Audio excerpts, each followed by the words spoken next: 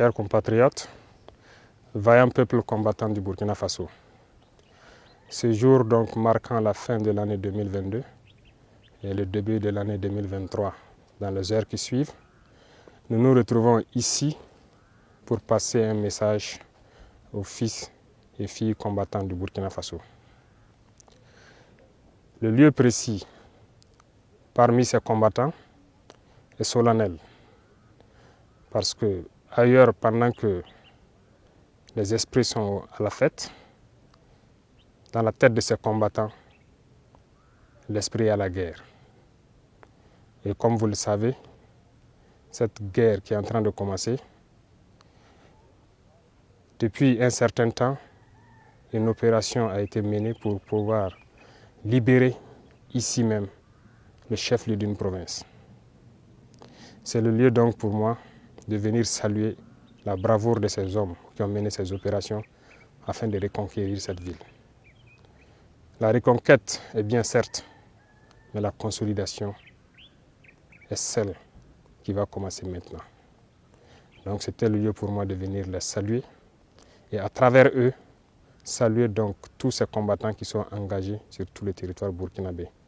Forces armées nationales, forces de sécurité intérieure, volontaires pour la défense de la patrie. Et je n'oublierai pas les plus grands combattants qui sont les mères et les épouses de ces hommes qui sont sur le terrain. Aujourd'hui, nous sommes ici pour partager ces moments avec des frères d'armes et les encourager à aller de l'avant dans cette lutte.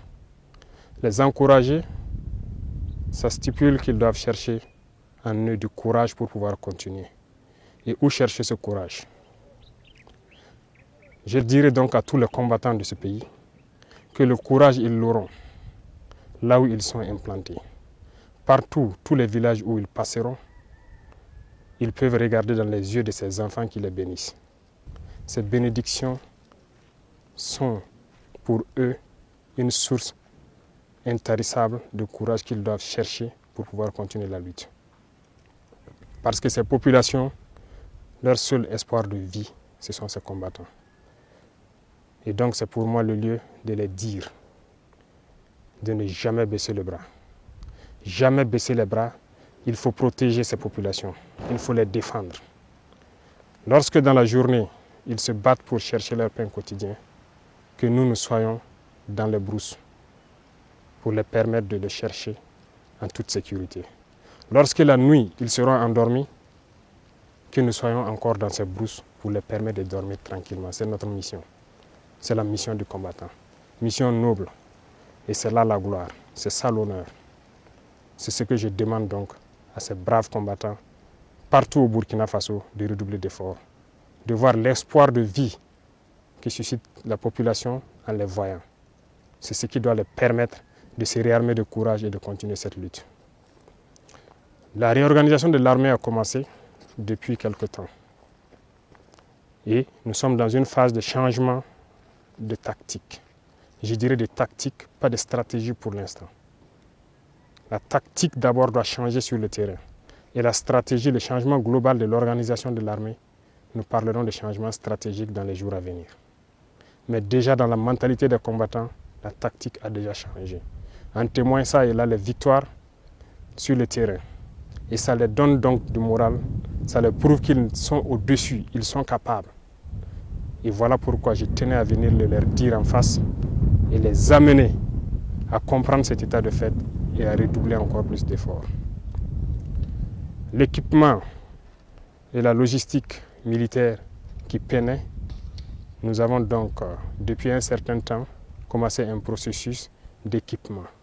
Et c'est le lieu pour moi donc de dire merci à certains pays voisins qui n'ont ménagé aucun effort pour nous aider à acquérir un certain nombre de moyens aériens et terrestres. Encore merci à tous pour tout ce qu'ils font pour le Burkina Faso et à tous les partenaires du Burkina Faso. Cette réorganisation logistique est en cours et va s'amplifier dans les jours à venir. Parce que le souhait pour nous, c'est que lorsque les populations demandent les forces, qu'elles soient présentes. Et cela demande donc de la logistique. Et c'est en cours de résolution et nous n'avons aucun doute que cela puisse se faire et que nous puissions dans de brefs délais, pouvoir subvenir rapidement aux besoins sécuritaires de nos populations. C'était l'occasion pour moi aussi de voir donc dans ces zones la nécessité des infrastructures routières qui donc posent un sérieux problème de développement de cette nation. Ça nous interpelle. Et parlant de cela donc, nous verrons quel programme urgent d'investissement en infrastructures routières pour accompagner donc l'élan de cette guerre. Parce que la mobilité logistique nécessite même ces infrastructures routières. C'est aussi le lieu pour moi donc de parler de gouvernance. La gouvernance a longtemps piétiné. Nous sommes dans un processus de lutte intense contre la corruption et de biens mal acquis. Il y aura donc un cadre de concertation que le Premier ministre va bientôt lancer pour la refondation de la nation. Il faut réformer totalement notre système de gouvernance. La justice et les contrôleurs ont reçu carte blanche pour commencer à mener la lutte contre la corruption. Et cela peut se sentir déjà sur le terrain. Je les encourage à continuer le travail et à pouvoir nous aider à changer notre système de gouvernance. C'est aussi le lieu pour moi de dire merci donc, comme je le disais, à toutes ces femmes, mères et épouses qui sont à l'arrière, ces héros, qui jour et nuit prient ne sachant que sont devenus leurs enfants ou que sont devenus leurs maris.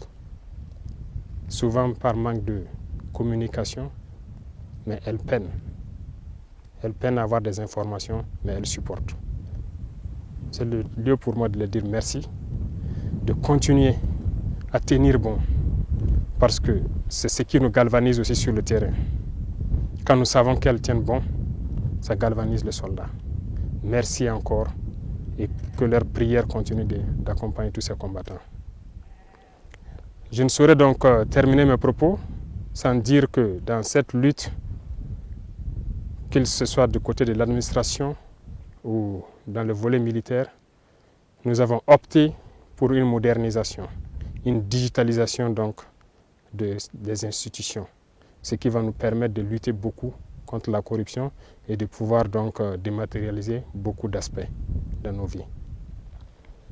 Chers compatriotes, peuple combattant, je vais souhaiter à tous les Burkinabés de l'intérieur et de l'extérieur que 2023, dans quelques heures, nous trouve en bonne santé, que nous puissions puiser au fond de nous cet élan de solidarité pour pouvoir soutenir les forces et les amener à plus de victoires, à reconquérir plus de terrain.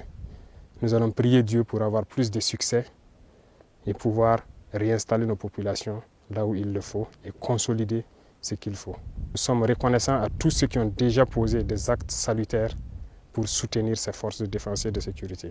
À nos vaillants VDP que nous avons recrutés, dont le processus de formation est en cours pour les VDP nationaux, qui prendra fin donc d'ici là, et les VDP communaux déjà installés et une bonne partie équipée, nous les assurons que nous les équiperons et nous les formerons tous et nous les accompagnerons dans leurs tâches. Merci beaucoup à eux pour ce combat patriotique. Merci à eux pour cet élan patriotique. Nous ne saurons les saluer et je puis vous assurer que nous mettrons tout en œuvre pour qu'ils puissent jouer pleinement leur rôle dans cette guerre. La patrie ou la mort, nous vaincrons.